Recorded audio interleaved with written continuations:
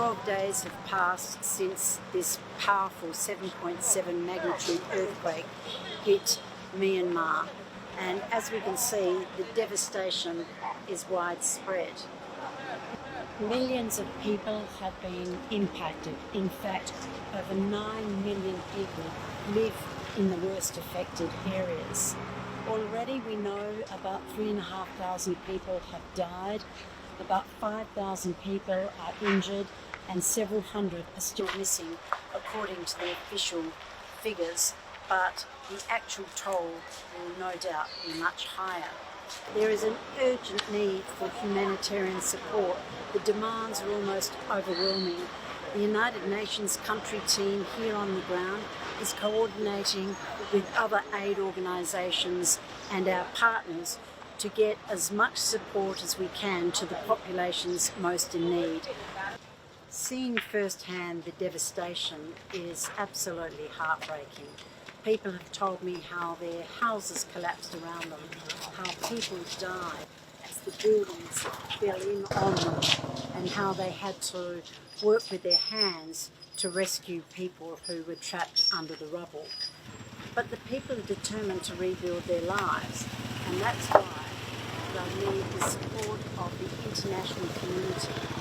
They're looking to the United Nations teams on the ground to provide the support. They're looking to rescue teams from our neighbouring countries, from the Southeast Asian countries, from China and India and others, to provide the kind of humanitarian support that they need.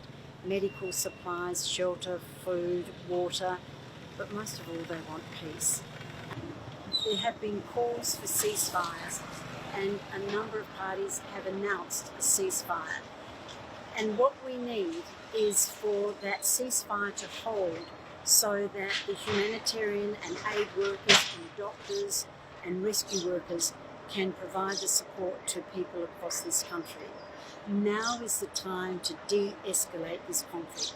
Now is the time to stop the killing, stop the violence, so that the people of Myanmar can support each other after this devastating natural disaster.